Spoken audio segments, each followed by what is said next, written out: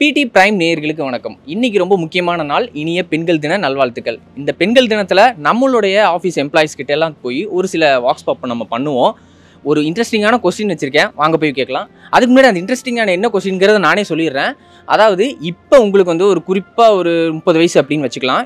நம்ம கேட்க போகிறவங்களுக்கு ஒரு 30 வயசு அப்படின்னா ஒரு 10 இயர்ஸ் பிஃபோர் அவங்களுக்கு நீங்கள் என்ன சொல்கிறீங்க? அதாவது நம்ம மார்க் ஆண்டனி படத்தில் அந்த மாதிரி ஒரு டைம் ட்ராவல் பண்ணி அவங்களுக்கு நீங்கள் என்ன விஷயத்த சொல்ல விரும்புகிறீங்க அப்படிங்கிறத கொஸ்டின். ஒவ்வொருத்தங்களும் என்ன சொல்கிறாங்க அப்படிங்கிறத நம்ம உள்ள போய் கேட்டு தெரிஞ்சுக்கலாம் வாங்க. என்ன சொல்ல விரும்புனா, நான் அப்போ வந்து ஒரு பிஸ்னஸ் விமன் ஆகணும்னு நினச்சேன். அதை இப்போ பண்ண முடியல சில டைவர்ஷனால். கொஞ்சம் ஃபோக்கஸ்டாக இருந்திருந்தால் நான் நினச்ச மாதிரி ஒரு மல்டிபிள் பிஸ்னஸ் பண்ணி ஒரு பெரிய பிஸ்னஸ் விமனாக இருப்பேன். சும்மா பட்டர்ஃப்ளைஸ் கொடுக்கக்கூடிய விஷயங்கள்லாம் வந்து கொஞ்சம் பர்மனெண்ட்டாக இருக்காது அப்படின்னு சொல்லணும்னு நினப்பேன். ஏன்னா அப்போ வந்து 15 வயசு இருக்கும். 5 வயசு பொண்ணுக்கு நிறையா அட்வைஸ் பண்ணலாம். 15 வயசுக்கு பொண்ணுக்கு முதல்ல அட்வைஸ் பண்ண வேண்டிய விஷயம் எல்லாமே நீ பார்க்குற கலர்ஃபுல்லான விஷயம் எல்லாமே இட் ஒன்ட் பி ஃப்ரூட்ஃபுல் அப்படின்னு சொல்லணும்னு நினைப்பேன். இன்னும் கொஞ்சம் மெச்சூர்டாக இருந்திருக்கலாம் அப்படின்னு சொல்கிறேன். இப்போவும் கூட நான் அதை தான் சொல்லுவேன். பட் அப்போ இன்னும் கொஞ்சம் வீட்டிலேருந்து கால் பண்ணுவாங்க, இந்த மாதிரி ப்ரப்போசல் மேரேஜ் ப்ரப்போசல் இருக்குது என்ன பண்ணலான்னு கேட்பாங்க. தயவு செய்து ஃபோனை மட்டும் அட்டன் பண்ணிடாது. பிஸ்னஸில் ஒரு கான்சன்ட்ரேஷன், படிப்பை தவிர பிஸ்னஸில் ஒரு கான்சன்ட்ரேஷன் பண்ணியிருந்தேன்னா இன்னும் கொஞ்சம் நல்லா வந்திருப்பேன். இப்போ வரைக்கும் மேக்ஸிமம் ஓகேவாக தான் போயிட்டுருக்கு.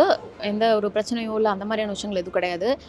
இன்னும் நல்லா இருந்திருக்கணும் அப்படின்னா சின்ன வயசில் மேபி படிக்கிறத மட்டும் தாண்டி ஏதாவது ஒரு ஆர்ட் ஃபார்ம் கற்றுருந்துருக்கலாமோ, இதை தாண்டி ஏதாவது இன்னுமே நிறைய விஷயங்களை கற்றுருக்கலாமோ, ஒரு புக்ஸ் படிக்கிறது மூலமாக இருக்கட்டும், இல்லைனா வேறு ஏதாவது கற்றுருக்கலாமோ அப்படின்னு தான் இருக்குது. அந்த டைம் நமக்கு நிறையா நேரம் அப்படிங்கிறது இருக்கும், அதை வேறு மாதிரி யூட்டிலைஸ் பண்ணியிருக்கலாமோ அப்படின்ட்டு. நிச்சயமாக அந்த ஏஜில் அதெல்லாமே நமக்கு தோணியிருக்காது. ஸோ அதை தப்புன்னு சொல்ல மாட்டேன். பட் அப்படி இருந்திருந்தால் இன்னும் கொஞ்சம் பெட்டராக இருந்திருக்கலாம்.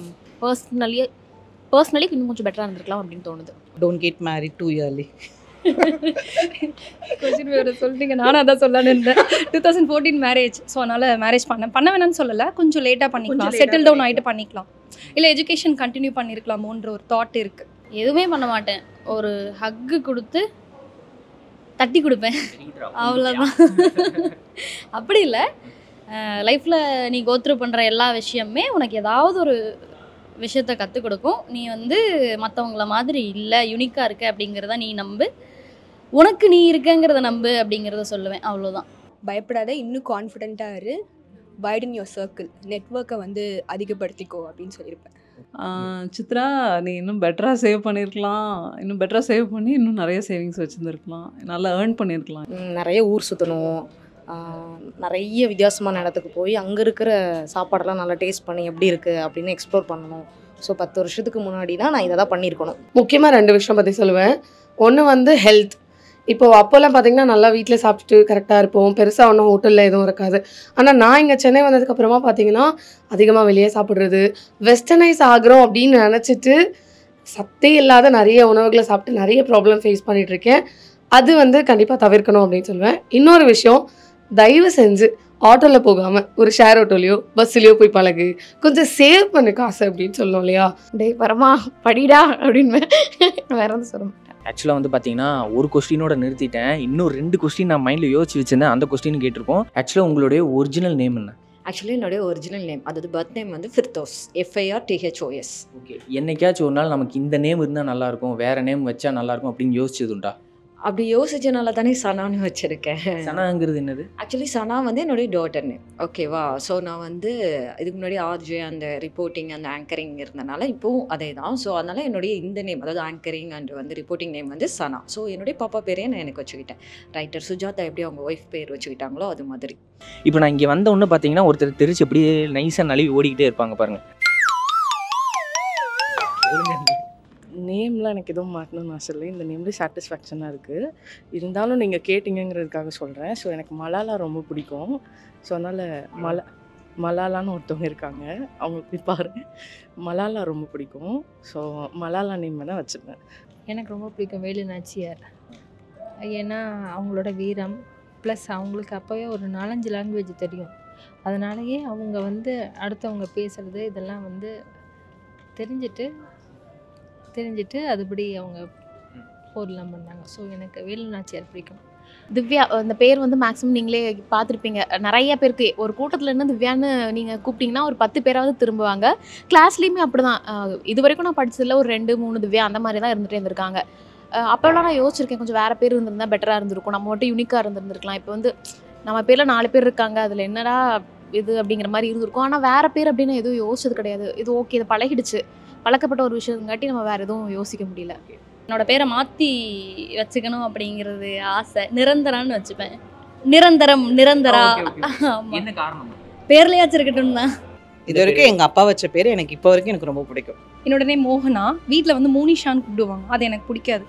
ஸோ மோகனாவே ஓல்டு நேம் தான், அதுவே கொஞ்சம் இதுவாக தான் இருக்குது. ஸோ அந்த நேம் வந்து எனக்கு பிடிக்காது. ஸோ அது ஏன் வச்சாங்கன்னு பெட் நேம் மாதிரி கூப்பிட ஆரம்பிச்சிட்டாங்க. So I don't like that. என்ன நேம் இருந்தால் பிடிக்கும்? நீங்களே இப்போ மாற்றிக்கணும்னு இப்போ மாற்றிக்கணுமா?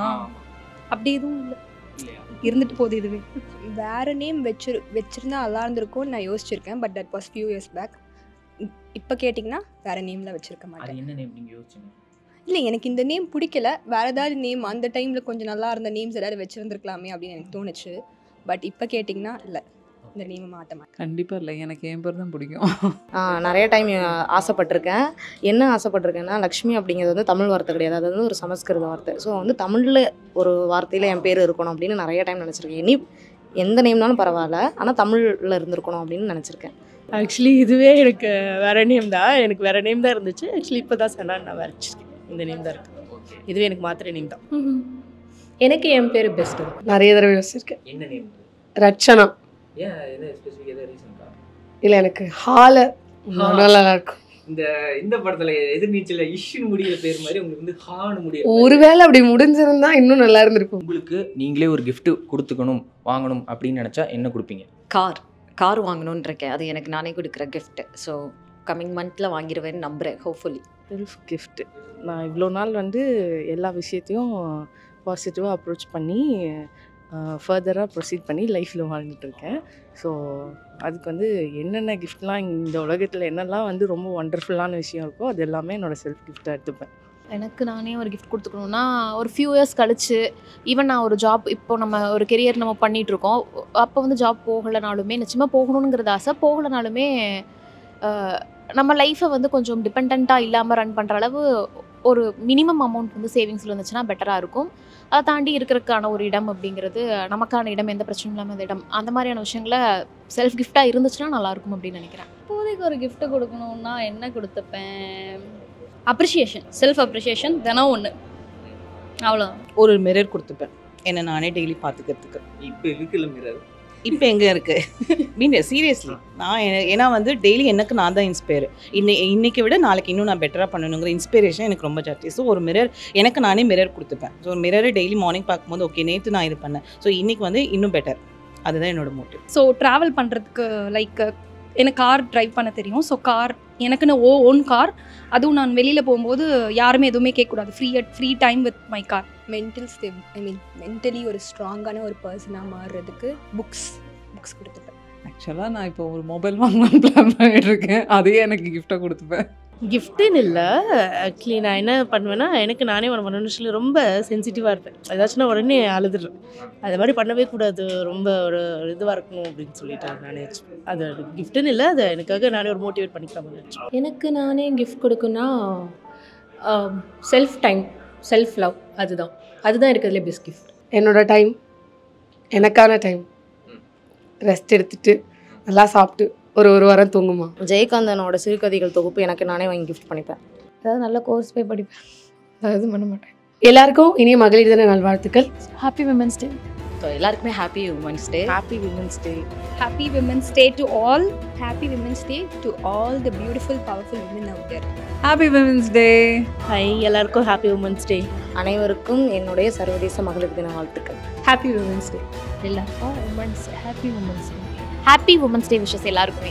மகளிர் தின வாழ்த்துக்கள். எல்லாருக்கும் சந்தோஷமா இருங்க. Happy women's day to all. எல்லாருக்கும் இனிய மகளிர் தின நல்வாழ்த்துக்கள்.